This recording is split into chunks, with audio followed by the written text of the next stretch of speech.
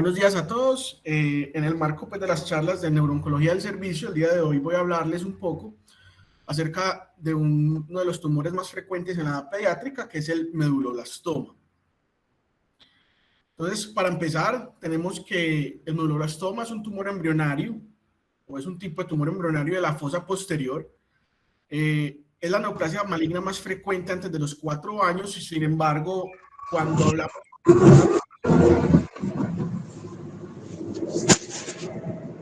¿Alguien tiene el micrófono prendido, por favor, para que lo silencie?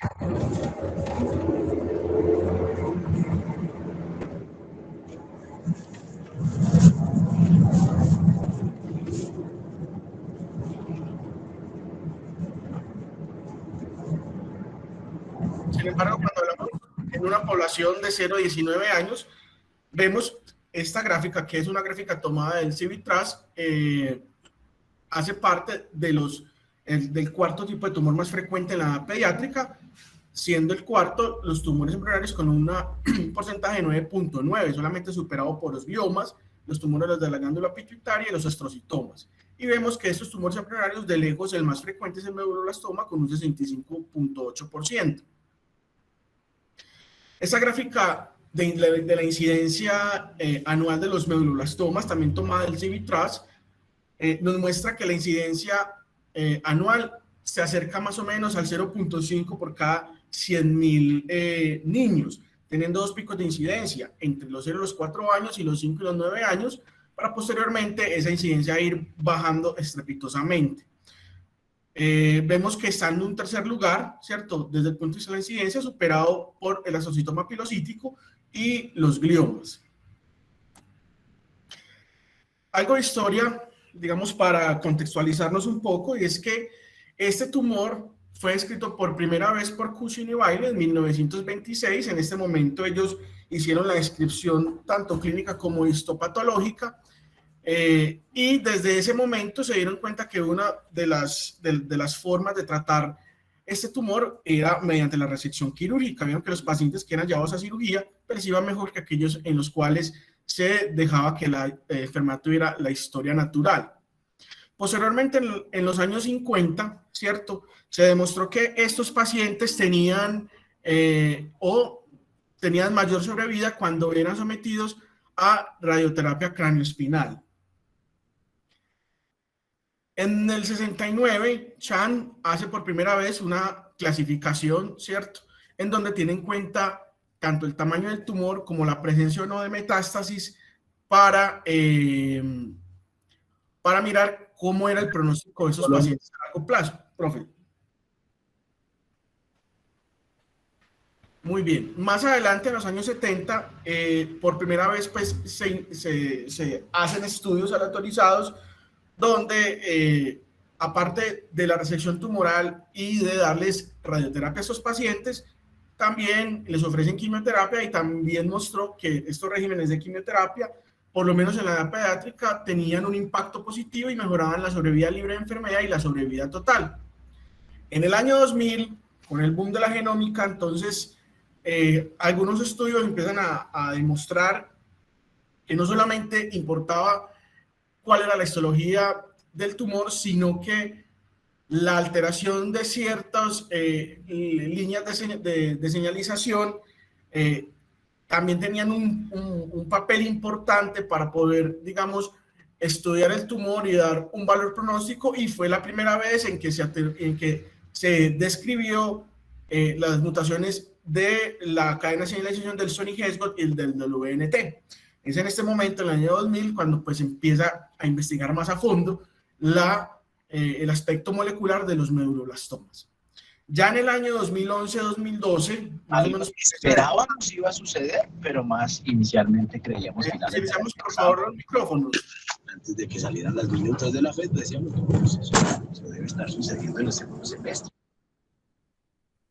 Ya en el año 2011-2012, digamos que ya se empiezan a tener estudios en mayor cantidad sobre las bases moleculares de los meduloblastomas, y es en ese momento pues en que digamos logramos tener como una arquitectura más completa acerca de lo complejo que es el aspecto genómico, de la importancia que tiene la clasificación adecuada con la alteración de las vías de señalización de los meduloblastomas. Y pues a partir de eso es lo que vamos en la actualidad. Entonces teníamos que clásicamente, desde el punto de vista histológico, tenemos 4 tipos de meduloblastomas. Teníamos el meduloblastoma clásico, el de células largas anaplásico, el desmoplásico nodular y el nodular extensivo. Clásicamente se había dicho que el clásico era, digamos, el más benigno, ¿cierto? Y a los que peor les iban eran a los anaplásicos. Y esto hacía parte de las escalas de... Supongo que la FED va a mantener ese equilibrio que trata de mantener entre lo que es la... Y esto hacía parte de las escalas de estratificación pronóstica, pero como vamos a ver más adelante, pues estas escalas han cambiado. Actualmente, entonces, existen 4 grupos grandes de medulloblastomas, ya no desde el punto de vista histológico, sino desde el punto de vista genético. Tenemos el WNT, vamos a ver que esta es una de las formas o alteraciones, o uno de los tumores genéticamente clasificados más benignos. Tenemos el Sony-Heskott, que digamos está en una posición intermedia, y aquí lo dividen en 2, en TP53 mutado y en TP53 wild type o no mutado, ¿sí? Y esto va a tener un impacto muy importante, como lo vamos a ver más adelante en la charla, desde el punto de vista pronóstico y respuesta al tratamiento de los pacientes.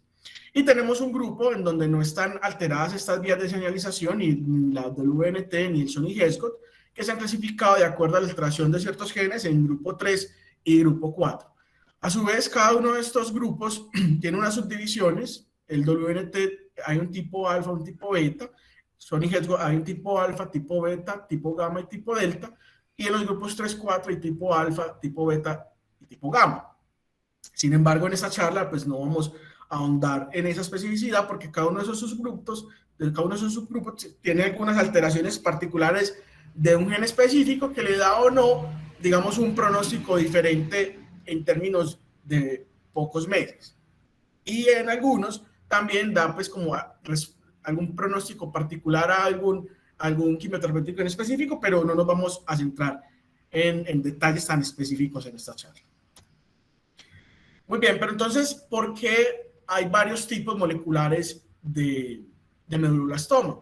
Lo que ha mostrado la evidencia es que a pesar de que el medulloblastoma pues, es un tipo de tumor como tal, los distintos tipos moleculares se dan es porque vienen de distintos orígenes celulares. Entonces, el WNT se ha visto que viene de células progenitoras del labio rómbico inferior, y por eso vamos a ver que este tipo de tumor frecuentemente está comprometiendo lo que es el pedúnculo cerebeloso, sea superior, medio, inferior, ¿sí? Y muchas veces pues también se da a nivel del cuarto ventrículo y compromete principalmente los agujeros de Lúcica. El Sony-Heskott viene precursor de células granulares, y por eso vamos a ver que frecuentemente afecta lo que es el hemisferio cerebeloso. El grupo 3 que su localización casi siempre es a nivel de la línea media, ya sea vermiano o a nivel del cuarto ventrículo, vienen siendo las madres neurales. Y el grupo 4, que esto es un descubrimiento o es un estudio que se está haciendo después del 2019, al parecer viene de células en canasta, y su localización también es como el grupo 3, que es a nivel de la línea media. Entonces, para hablar un poco, para caracterizar un poco cada uno de los 4 grupos moleculares, les traigo esta tabla. Veamos entonces que el WNT es el tumor de lejos con mejor pronóstico, ¿cierto? Es, digamos, como la forma más benigna. Lastimosamente solamente representa 10% de todas las presentaciones. Es frecuente este tumor en la edad escolar y en los adolescentes como tal, ¿cierto? Más en la edad escolar. También se podría presentar en los adultos, y vemos que, digamos, la tasa de género es 1 a 1. Como vemos, la localización compromete frecuentemente lo que es el pedúnculo cerebeloso, y aquí vemos cómo el WNT podría ser tanto como una presentación clásica desde el punto de vista histológico, y en algunas ocasiones raras como una presentación anaplásica. La tasa de metástasis de estos tumores o de diseminación leptomeningia es baja, es alrededor del 5 al 10%, y una vez se operan estos pacientes, rara vez recurren, y cuando recurren lo pueden hacer de forma local en la fosa posterior o por aparición de metástasis. Y como les dije, el pronóstico es muy bueno. Los tipos Son y Hesgot representan, ya tienen, digamos, como un riesgo intermedio, siendo bueno cuando se presentan en la edad pediátrica. Representan alrededor del 30% de todos los casos, ¿cierto? Es uno de los más frecuentes. Se puede presentar tanto como antes de los 3 años, en la edad escolar o en los adolescentes o en la edad adulta también. El género, la tasa de género es de 1 a 1 y, como habíamos hablado, su localización es principalmente a nivel del hemisferio cerebeloso. En la histología puede ser desmoplásico, puede ser clásico o puede ser anaplásico. Entonces, como vemos, digamos que este Son y Hesgot podría ser cualquiera de estas tres histologías, y pues ya digamos que la histología tiene poca representación en el pronóstico de los pacientes. Las tasas de metástasis pueden ser entre el 15 y el 20%, ¿sí? Y la recurrencia se da principalmente a nivel local. Y como hemos dicho, el pronóstico es bueno en la edad pediátrica, pero ya cuando se va aumentando la edad, pues digamos que es un riesgo intermedio. Sin embargo, ahorita vamos a ver que dependiendo los marcadores moleculares que tenga, también, o la alteración de ciertos genes, también digamos que el riesgo va a variar. El grupo 3 y el grupo 4, pues son grupos, digamos que son de los que más forma de presentación tiene. El grupo 3 tiene un porcentaje del 25%. Se da principalmente en edades menores de los 3 años y en la edad escolar. Esta sí se presenta más en hombres. Como les había dicho, se da más que todo a nivel de la línea media del cuarto ventrículo. Su presentación puede ser clásica o anaplásica. Mire que las tasas de metástasis son mucho mayores, con un 40-45%. Las recurrencias se dan en forma de metástasis la mayoría de las veces, y el pronóstico para este grupo es pobre, digamos, desde el punto de vista macro. Y el grupo 4, muy similar al grupo 3, representa 35% de todos los casos. Esta sí da más que todo es en la edad escolar. Se presenta principalmente en hombres, localización en la línea media, puede ser clásico o anaplásico. Digamos que las metástasis se dan en un 35-40%, es muy similar al grupo 3. Las recurrencias se dan en forma de metástasis y el pronóstico es intermedio. Eso es como un vistazo muy general de los 4 grupos, pero ahorita vamos a ver que en las escalas de riesgo van a entrar a jugar un papel muy importante de algunos genes específicos para poder, digamos, dar una certificación más precisa. Esta otra tabla lo que nos muestra es como los paquetes de inmunocaracterización, ¿sí? Y las aberraciones pues en la citogenética y en algunos genes particulares que digamos que hacen parte como del arsenal que uno tiene que pedir cuando opera a esos pacientes, el arsenal genético, para primero poderlos caracterizar en la alteración de alguna vía de señalización, sea Son y Hesgot, sea WNT o ninguno de los dos, grupos 3 o grupo 4, y para poder tener unos genes que van a ser de particular importancia para la certificación del riesgo. Muy bien, entonces, para hablar un poco del diagnóstico, vamos que estos pacientes se pueden presentar con cualquiera de estos 3 síndromes. Un síndrome de hipertensión endocraniana, ¿cierto? Principalmente dado por la hidrocefalia que se da al obstruir el acueducto de Silvio del cuarto ventrículo, y cuya presentación pues va a ser variable dependiendo de la edad, ¿cierto? En los más chiquis puede presentarse como aumento del perímetro cefálico, aumento de Fontanella, letargia, ¿sí? Y en los más grandes pues puede presentarse con cefalea o vómito matutino. También se puede presentar como un síndrome cerebeloso, principalmente en aquellos que comprometen el hemisferio cerebeloso, como son los Son y Hesgot, y su presentación se da principalmente por ataxia del tronco o de las extremidades. Y en los más chiquis es muy frecuente que encontremos retraso del neurodesarrollo, o sea, principalmente en aquellos pues, que son menores de 18 meses de edad. Desde el punto de vista imaginológico, tenemos que en la tomografía se ve como una lesión en la línea media de la fosa posterior, que es iso-hiperdensa, ¿cierto? Y en la resonancia, en el T1 y en el T2, pues es iso a hiperintenso, ¿sí? Y con el medio de contraste, pues la captación, todos van a captar con el medio de contraste, pero esa captación es heterogénea. Y algo importante es que cuando vemos este tumor en la difusión, pues va a ser un tumor que restringe bastante la difusión, y eso digamos que puede ser una clave diagnóstica.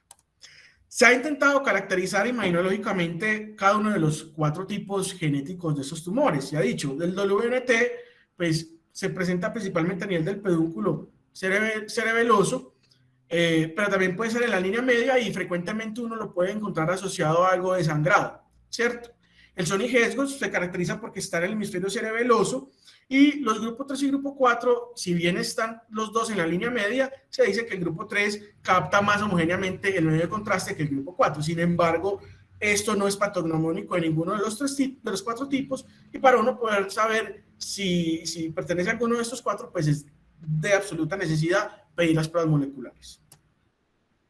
También en estos pacientes, cuando los estamos estudiando, no solamente vamos a enfocarnos en la fosa posterior, sino que tenemos que mirar todo el neuroeje, porque es frecuente, y más para los grupos 3 o grupo 4, que haya diseminación o metástasis tanto supratentoriales como a nivel craniocaudal. Entonces, en la resonancia contrastada de cerebro podemos ver lesiones nodulares, que son típicas de la diseminación de este tumor, en los ventrículos laterales o en las cisternas basales. Y lo otro es que a nivel espinal podemos ver múltiples nódulos subaracnoideos, pues adheridos a la médula espinal, que también, digamos, son muy dicientes de que estos pacientes pues tienen diseminación craniocaudal. Muy bien, entonces ya habiendo visto la clasificación histológica y viendo un poco de cómo es el enfoque diagnóstico de estos pacientes, vamos a hablar del tratamiento. Entonces el tratamiento lo vamos a dividir en dos partes. Una primera parte que hace parte del acto quirúrgico, la resección del mismo, y una segunda parte en la cual ya se le da la radioterapia y la quimioterapia al paciente. Entonces, esta primera parte, cuando vamos a hablar de la resección quirúrgica, tenemos que tener en cuenta algunos aspectos en el perioperatorio de los pacientes. Lo primero es que, idealmente, antes de llegar a la cirugía de esos pacientes, deberíamos hacerle una punción lumbar para mirar la citología del líquido cefalorraquídeo, y esto con el fin de evidenciar si en la citología hay células malignas, porque si hay células malignas es porque ya hay diseminación, y esto cambia el pronóstico del paciente y el riesgo del mismo, y esto afecta la toma de decisiones en la radioterapia y la quimioterapia. Y una resonancia del neuroeje, pues para mirar si realmente en la imagen se ven o no metástasis del tumor. Cuando no es posible hacer estas dos cosas antes de la cirugía, la recomendación es que si lo llevamos a cirugía antes de esto, pues igual se las hacemos 2 a 3 semanas posoperatorias para evitar falsos positivos. Como les había dicho, frecuentemente estos pacientes se presentan con hidrocefalia aguda, ¿sí? Y en caso pues, de que esto pase, obviamente prima la vida del niño, y se deben de llevar ya sea una derivación externa o una tercera ventriculostomía antes de llevar a la resección tumoral. Y particularmente el sonigesgo puede presentar algo de edema alrededor del tumor, que no es frecuente en este tipo de tumor, los neuroblastomas. Y cuando hay edema, pues podemos administrar dexametasona. Lo que dicen las guías es que uno puede administrar alrededor de 8 miligramos día, ¿sí? Previo a la cirugía, pues digamos para evitar que haya una herniación a nivel de la fosa posterior o que el paciente presente hidrocefalia. Entonces ya cuando vamos a hablar de la cirugía, la pregunta es, ¿qué tanto puedo yo sacar el tumor, ¿sí? Y que eso me afecte o no la sobrevida del paciente. Entonces, este estudio que fue hecho en el 2016 precisamente analizó cuál era el impacto en la sobrevida libre de enfermedad y en la sobrevida total de los pacientes con neuroblastoma, independiente del grupo molecular, cuando eran llevados a cirugía. Entonces, en este estudio digamos que se distinguieron 3 tipos de resección. Una resección total, donde no quedaba rastro de evidente en la neuroimagen del tumor. Una resección casi total, en donde había un residuo menor a 1.5 centímetros cuadrados de diámetro, y una resección subtotal, donde había un residuo mayor a 1.5 centímetros cuadrados. ¿Y qué evidenciaron en este estudio? Y es que, independiente del tipo histológico, sea sonigesgo, WNT, grupo 3 o grupo 4, si se hacía una resección total o una resección casi total, es decir, se daba un residuo menor de 1.5, la sobrevida era similar para todos los grupos. Sin embargo, cuando analizaron por subgrupos y tuvieron en cuenta si había un residuo mayor de 1.5, sí se vio que los pacientes que tenían un residuo mayor tenían una menor sobrevida. Sin embargo, esto fue estadísticamente significativo solamente para el grupo 4. Entonces, la conclusión grande de esto es que usted o nosotros como neurocirujanos tenemos que tratar de hacer la resección máxima posible del tumor, pero que sea segura para el paciente, ¿sí? porque como vamos a ver más adelante, tanto la radioterapia como la quimioterapia juegan un papel crucial en el desenlace o en la sobrevida a largo plazo de estos pacientes. Entonces, claro, tenemos que hacer una resección lo más completa posible, pero segura, sin ni dañar nada fundamental para los pacientes, como la afectación de pares craneanos o dejar al paciente en coma, etc.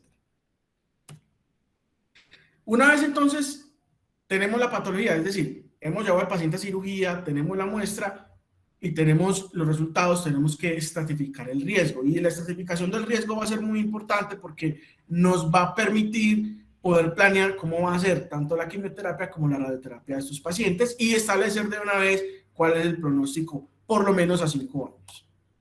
Entonces, uno de los intentos de estratificación del riesgo que se hizo fue Chan, por allá en los años 60, y él creó una tabla antes de cirugía en la cual tenía en cuenta el tamaño tumoral y la presencia no de metástasis. Y con eso él trataba de dar digamos, un riesgo, tanto quirúrgico como de recidivo a largo plazo y de sobrevida. Entonces él tuvo en cuenta para el tamaño tumoral si era o no mayor de 3 centímetros de tamaño de diámetro y si ese tumor se extendía tanto al acueducto de Silvio, si infiltraba el tallo cerebral o si la extensión era más allá del acueducto de Silvio o sobrepasaba el foramen magno.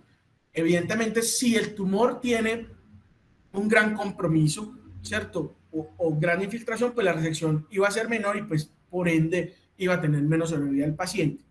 Y también en esta clasificación de los años 60, pues tuve en cuenta las metástasis, en donde él decía que M0 era que no tenía metástasis, M1 era que en el líquido cefalorraquídeo tenía presencia de células malignas, M2 era que ya tenía nódulos a nivel de los ventrículos laterales, M3 era que ya había nódulos a nivel de la médula espinal y M4 era que ya había metástasis por fuera del sistema nervioso central.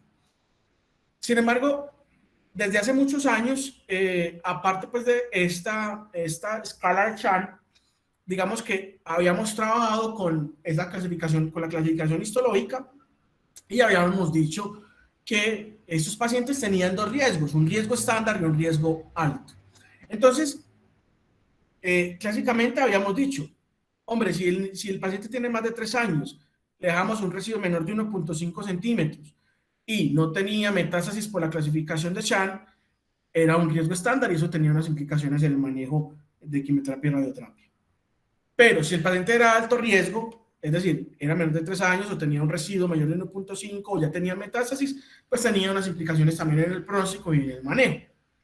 Sin embargo, esta escala fue utilizada hasta el año 2019.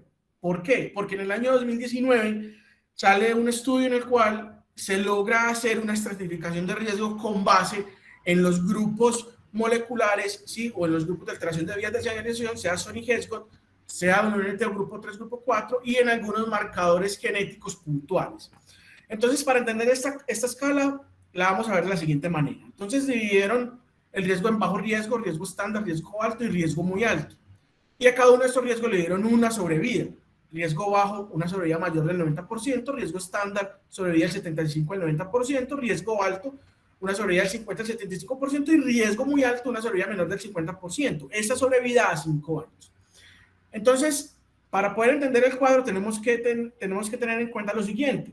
Los azules son los WNT, los rojos son Sony-Hesgot, los amarillos son grupo 3 y los verdes son grupo 4. Entonces, ¿qué dicen ellos? Vean, los tumores de bajo riesgo son 2.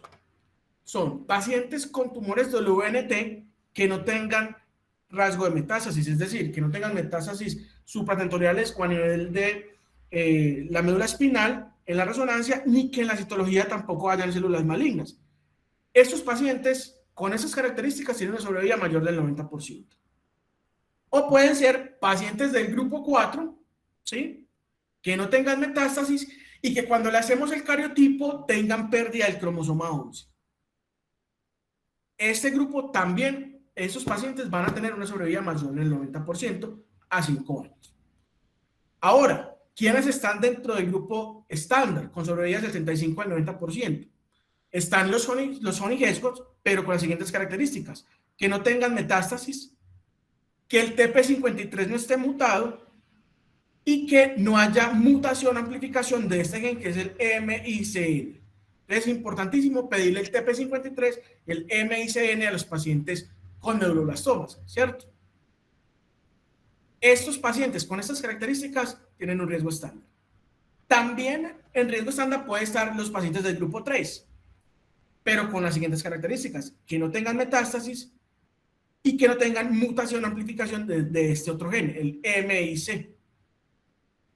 O también en el riesgo estándar pueden estar los grupos 4, que no tengan metástasis, pero en este caso, que no tengan pérdida del cromosoma 11. Mire que aquí hay una diferencia importante. Los grupos 4 que tienen pérdida del cromosoma 11 tienen mejor sobrevida que los grupos 4 que no tienen pérdida del cromosoma 11. En el otro grupo, los grupos de alto riesgo, que tienen una sobrevida del 50-75%, podemos encontrar dos grupos: los Sony-Hesgots o los grupos 4.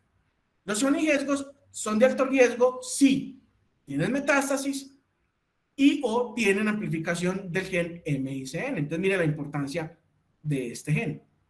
Y los grupos 4 son de alto riesgo definitivamente si tienen metástasis. Y ya en el grupo de peor pronóstico, aquellos que tienen una sobrevida menor del 50% o que se clasifican como muy alto riesgo, solamente hay dos grupos: los Sony-Hesgot, ¿sí?, que tienen mutación del P53. Miren la importancia que tiene esta mutación. Así no tenga metástasis, así no tenga amplificación del MICN, si tienen mutación del TP53, ya de entrada tiene un pésimo pronóstico con una sobrevida menor del 50% a 5 años. Y el otro grupo que entra en esta categoría es el grupo 3. El grupo 3, desde que tenga metástasis, así no tenga alteración de este gen, ya también es de muy pobre pronóstico. Entonces, como les decía al principio, uno desde una mirada muy general, uno podría decir que el grupo 3 y el grupo 4 son los que le van peor, pero realmente teniendo en cuenta las características moleculares y la alteración de genes específicos o la presencia de metástasis, pues mire que el riesgo ya es diferente. Entonces esta tabla, este esquemita que les traigo es un esquema antes del 2019. Entonces ellos decían, usted tiene la identificación de neuroblastoma, lo lleva a cirugía y ya con el perfil, ya con la histología del perfil molecular, pues toma la decisión. Ellos decían riesgo intermedio, riesgo alto. Vemos que ya los riesgos no son intermedios ni riesgo alto, sino que son bajo riesgo, riesgo estándar, riesgo alto y riesgo muy alto. Y mire que ellos tenían en cuenta la clasificación histológica, si era clásico desmoplásico, si era anaplásico. Y vemos que realmente pues esto ya no interesa. Y mire que ellos ponían que era de alto riesgo, que fuera del grupo 4, pero realmente el grupo 4 puede ser inclusive de bajo riesgo. Sin embargo, pues algo rescatable de este esquema era que los que eran de menor riesgo tenían un manejo de radioterapia y quimioterapia distinta a los que tenían un alto riesgo. Y eso es lo que vamos a ver a continuación. Entonces, la segunda parte ya es específicamente hablando de la radioterapia y la quimioterapia de los pacientes. Entonces, la radioterapia siempre se debe ofrecer en aquellos pacientes mayores de 3 años. Antes de 3 años, pues, digamos que no se recomienda por los efectos secundarios que pueden aparecer en los niños con el desarrollo del sistema nervioso central. Y el objetivo es tratar o prevenir la aparición de metástasis o la recidiva local. Se da la radioterapia para esos pacientes, se debe dar en 2 lugares, una en el sitio del tumor, en el lecho tumoral, ¿sí?, y a nivel craneoespinal. Y la dosis puede ser en dosis convencional o hiperfraccionada. Ahora, ¿cómo es la radioterapia? Depende. Si son pacientes con bajo riesgo o riesgo estándar, pues la dosis va a ser distinta, pero principalmente para la dosis del neuroeje. Vemos que en ambos, la dosis, tanto para el bajo riesgo, riesgo estándar, como el alto riesgo y muy alto riesgo, pues la dosis para el lecho tumoral es de 54 Gray, pero cuando tenemos pacientes con bajo riesgo o riesgo estándar, la dosis es menor, siendo 23 Gray a nivel craneoespinal o cráneo caudal y de 36 Gray para los pacientes de alto riesgo. Entonces vemos que esa certificación de riesgo pues tiene implicaciones en la dosis de la radioterapia para esos pacientes. La quimioterapia actualmente, pues hay 2 esquemas, digamos, avalados para el tratamiento de los neuroblastomas. Uno es el régimen de Packer y el otro es el régimen de Taylor. El régimen de Taylor se ha propuesto principalmente para aquellos niños en edad escolar porque tienen menor toxicidad hematológica, pero este régimen de Taylor solamente debe ser dado en aquellos pacientes que se consideren de bajo riesgo o riesgo estándar.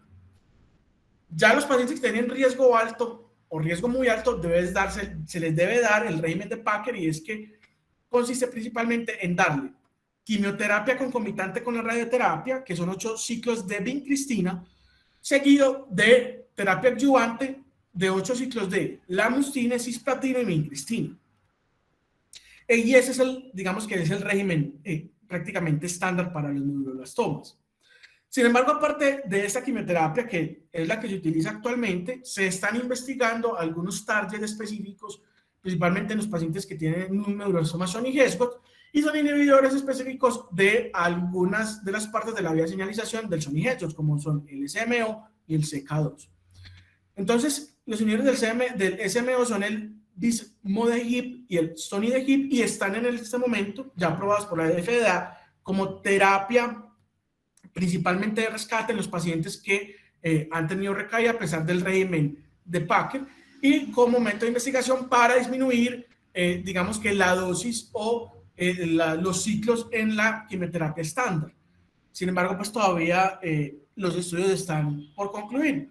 Y también se han estudiado inhibidores de la CK2, que son también puntos importantes de la vida de Sony-Heskott, y ese es el medicamento pues, que actualmente está en estudios, que es el CX4945, pero este todavía está en fase de experimentación. Entonces vemos que los marcadores no solamente sirven para estratificar el paciente y dar un pronóstico, sino que también pues, nos están ayudando, ¿sí?, a desarrollar medicamentos que sean target específicos. Una vez entonces ya hemos operado al paciente y hemos empezado el tratamiento con la radioterapia y la quimioterapia, el seguimiento entonces tenemos que hacerlo con resonancia magnética. Mientras el paciente esté en el tratamiento quimioterapéutico, debemos hacer seguimiento cada 3 meses. Una vez termina, ya ese seguimiento puede ser cada 6 meses por los primeros 5 años.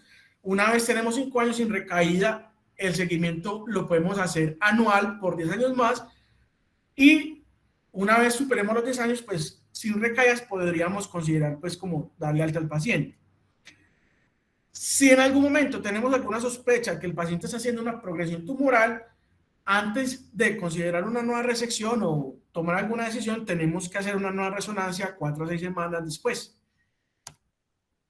Si al paciente se presenta ya definitivamente con una recidiva del tumor o con la presencia de metástasis, si el tumor, digamos, tiene algunas características que permiten una resección segura, se puede llevar nuevamente a cirugía, o si aparece alguna lesión nodular a nivel de la médula espinal que esté generando compresión nodular, pues también se debe llevar a cirugía porque tenemos que evitar el deterioro neurológico del paciente. Si el paciente inicialmente había sido de bajo riesgo, riesgo estándar, y había recibido una baja dosis craneoespinal de 124 Grays, se podría considerar una nueva reirradiación. Y definitivamente, pues si el paciente no tiene aparición de nuevas metástasis, pues podríamos considerar un nuevo ciclo de quimioterapias con alguno de estos 4 grupos, sea con carboplatina de topósido, o de topósido más trofosfamida, o topotecan más temozolamida, o temozolamida más irinotecan. Ya para terminar, como conclusiones de este seminario, les tengo 3 conclusiones muy grandes, y es que el medulosoma sigue siendo el tumor de fosa posterior de mayor importancia en la edad pediátrica, ¿sí? Importantísimo saber el perfil molecular, porque con esto es que realmente estamos tomando decisiones terapéuticas y le estamos dando un pronóstico a los pacientes. Y a pesar de que la radioterapia y la quimioterapia tienen un papel importantísimo en la sobrevida de esos pacientes, pues actualmente la resección del tumor máxima segura sigue siendo pues como el pilar fundamental del manejo de estos tumores. Muchas gracias. Estoy abierto a comentarios y preguntas. Johan, muchas gracias. Muy interesante. Yo quiero que me resumas un resumen ejecutivo. Cuando yo opero a un paciente con un médulo y la patología me dice un meduloblastoma, ¿qué pasos seguimos que se puedan hacer en Colombia?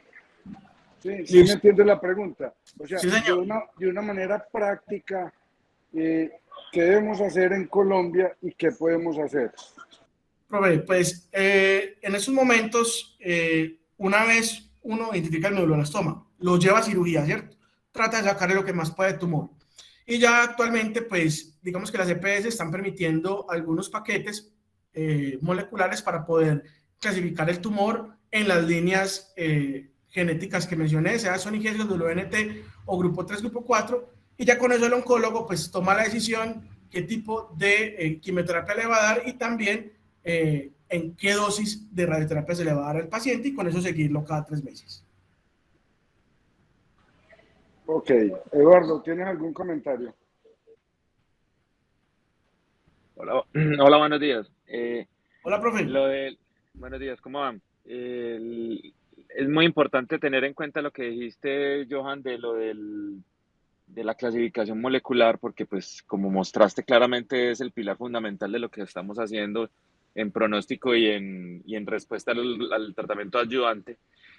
Pero sí es muy importante aclarar que en este momento la parte molecular en Colombia es difícil de conseguir, a pesar de que sí se logra.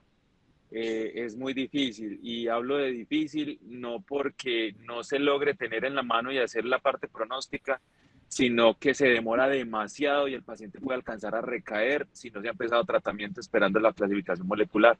Entonces es muy importante, antes de empezar, de esperar la parte molecular, es preguntar qué viabilidad hay de que eso se haga antes de 3 semanas, para no retrasar mucho el tratamiento y que no vaya a recaer el paciente, porque inclusive la recaída de esos pacientes puede que no sea local, sino que de una es metástasis y automáticamente nos daña el pronóstico, como mostraste, Johan. Entonces, es muy importante, después de operarle y que nos reporte medulloblastoma, mirar qué posibilidad hay realmente de que esa biología molecular se haga a tiempo. Nosotros hemos tenido pacientes acá que les intentamos hacer la parte molecular y son 8 semanas, 9 semanas y el paciente vuelve con tumor. Entonces no es una buena idea arriesgar la salud del paciente solo por esperarlo, sabiendo que hay un tratamiento estándar que se puede iniciar y en el camino se puede modificar. Entonces Sí, creo que es muy importante tener en cuenta eso, en hacer la pregunta de cuánto se van a demorar en darme esa clasificación molecular para empezar el tratamiento. sí, absolutamente, Muy buena profe. la charla, Johan, te felicito. Gracias. Absolutamente de Eh, acuerdo con el profe. Johan y Eduardo, yo tengo otra inquietud. Yo opero el paciente, pero yo no sé qué es un meduloblastoma, porque puede ser un ependimoma o puede ser otro tumor. Sí, señor. Le hago y sabemos pues que la patología mínimo se demora 15 días y el estudio molecular pues mucho más. Pero entonces yo lo opero y a las 48 horas le hago una resonancia y vamos a suponer que el tumor sí sea un meduloblastoma y le encuentro un residuo tumoral menor de 1 centímetro. ¿Ustedes en ese caso recomendarían reintervenir el paciente para lograr una resección del 100% o dejarlo así? No, Porque ya profe, en no. los gliomas la recomendación es del 100%. Entonces, en estos tumores, ¿qué se recomienda? No, profe, en estos tumores, como vimos, la radioterapia y la quimioterapia impactan de forma muy buena en la sobrevida y cuando se tiene una resección subtotal, es decir, menor de 1,5 centímetros, usted lo puede dejar igual y con la radioterapia y la quimioterapia van a tener una sobrevida similar a que si se lo hubiese sacado completamente. Ok. O sea, no lo opera, lo deja así y ya con la ¿Y si, radioterapia y la y si, quimioterapia. y si es mayor de 1,5? Y si es mayor de 1,5 centímetros, pues ya habría que considerar en dónde quedó el residuo y si sacar ese residuo podría afectar o no el estado neurológico del paciente. Si usted dice que sacando ese residuo se puede tirar el paciente, mejor déjelo así. Si usted dice, se lo puedo sacar y el paciente me queda bien, sáqueselo. Ok, acuérdese que tirar al paciente puede significar otra cosa en otras partes. Bueno, profe. Bueno, eh, Johan, yo quería hacer un comentario adicional. Sí, profe. Yo creo que los niños menores de 2 años tienen un pedacito especial porque a diferencia de lo que estamos acostumbrados a ver de los germinales y del medulloblastoma como tal, que es fosa posterior, en los menores de 2 años que se consideran los congénitos, generalmente el debut de ellos no es en fosa posterior, sino que es supratentorial y generalmente son hemisféricos gigantes monstruosos. Entonces es importante tener en cuenta eso, que el menor de 2 años, si estamos pensando en uno de esos, lo que estamos pensando es un tumor generalmente supratentorial muy complejo. Listo, profe. ¿hay algún estudio que diga que radioterapia en dosis menores antes de los 3 años pueda ser efectiva o no, sin lesionar el cerebro. Se ha intentado hacerla fraccionada y realmente, dependiendo del pronóstico, termina siendo una medida desesperada. De pronto, y lo que parece ser que el futuro de estos niños menores de 3 años para estos tumores, parece que lo que va a hacer es la protonterapia. Porque si el daño neurológico es mucho menor y la respuesta del tumor es bastante buena, pero hay que esperar a que se generalice más el uso de ella para estos menores de 3 años. Hablo específicamente del medulloblastoma, porque para el ependimoma y el ependimoma anaplásico, la radioterapia fraccionada del lecho sí funciona muy bien y no hace tanto daño neurológico. Daniel nos pregunta que si siempre debemos pedir resonancia incluso antes de la cirugía del neuroeje. Pues yo creo que sí, no sé ustedes dos qué opinan. Sí, Idealmente, siempre, sí, sí. siempre, neuroeje, porque Y, como dijo Johan, es para estratificarlo. y citología de líquido cefalorraquídeo. Ah, ese es un detalle importante de la citología. Pues casi todos son fosa posterior, la punción lumbar va a estar contraindicada. Pero como yo a todos les hago ventriculocisternostomía antes de operarlos, ahí tomo la muestra. Entonces, inmediatamente punciono ventrículo antes de irrigar y cualquier cosa, tomo la muestra y ya me sirve para estratificarlo.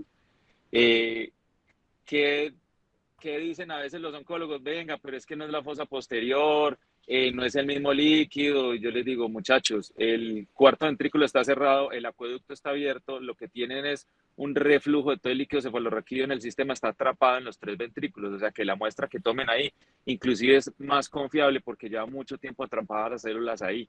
Entonces es una muestra muy confiable e inclusive hay varios artículos que muestran que sí es una alternativa eh, viable para obtener si tiene o no tiene siembras ya el líquido cefalorraquídeo. Entonces yo siempre les hago la ventriculocisternostomía y les tomo la muestra para mandar a que la estratifiquen. De acuerdo.